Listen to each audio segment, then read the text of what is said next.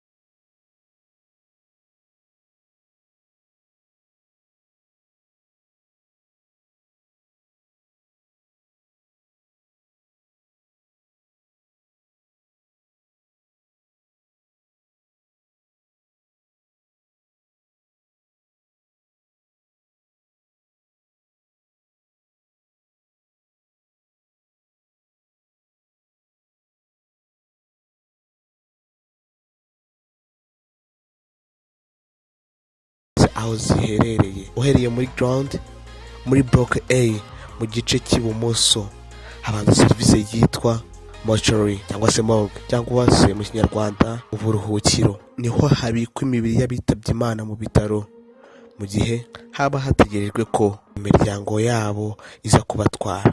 Hakurikiraho serivisi ya accident and emergency, ahavurirwa abakoze impanuka ndetse n'abaje mu bitaro bakeneye ubuvuzi bwihuse. Muri iri agence byibuze hagomba kuba haparitse ambulance ebyiri n'izindi ziba ziri mu muhanda. Nk'uko mubibona izo ambulance ziratandukanye, simvuga byinshi gusa umenye ko harimo ambulance ya VIP. Iyo uvuye kuri iyi agence ugana iburyo haba laundry, aho bafurira imyenda y'abarwayi, amashuka, esume byose by'abarwayi. Abarwayi uzana ibiryamirwa muri King Faisal, ibitaro byifitiye imyenda yabyo bihereza abarwayi, amashuka ndetse n'ibindi byose bikenerwa mu isuku, kandi byose bihindurirwa umurwayi buri munsi, bikanafurwa buri munsi. Umurwayi wo muri King Faisal yoga amazi ashyushye kandi ahindurirwa amashuka igihe cyose abishakiye, kandi si wiyihindurira kuko hari abakozi babihemberwa bashinzwe koza abarwayi no kubasasira.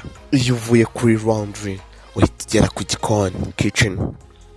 Aha niho inkoko, amafi, imboga n'imbuto by'ubwoko bwose bitunganyirizwa, ubundi bikajyanirwa abarwayi aho baba biryamiye muri chambre zabo. Reka nkubwire ko ibitaro bya King Faisal habamo nutritionist cyangwa se abamenuje mu by'imirire bashinzwe gutegeka ibyo batekera abarwayi, umurwayi ku wundi bitewe n'ibyo akeneye. Umurwayi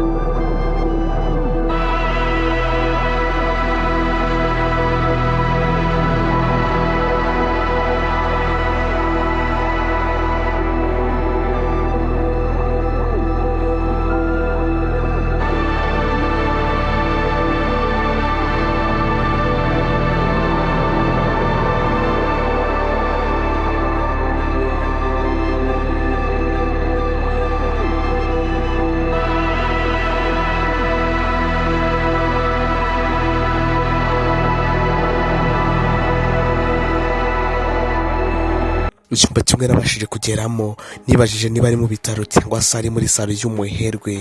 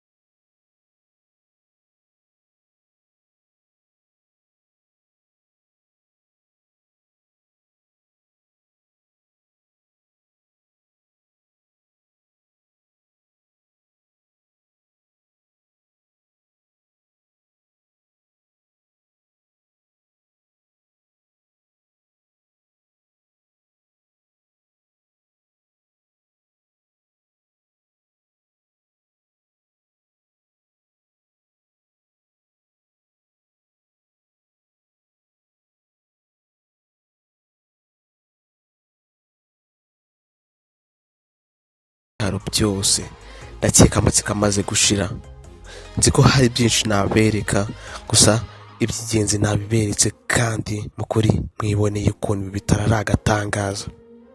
Icyo nasorezaho reka nkumenyeshe ko King Faisal ifite ibikoresho bihagije, abaganga bakomeye bize muri kaminuza zihambaye, abanyamahanga n'abanyarwanda batanga serivisi nziza, bafite abakozi bahembwa neza kandi benshi, bavura indwara zikomeye kandi bafite ibikenewe byose. King Faisal Hospital nibyo bitaro byonyine mu Rwanda biri accredited, bisobanuye ko nibyo bitaro byonyine byemewe n'umuryango mpuzamahanga ushinzwe ubuzima WHO.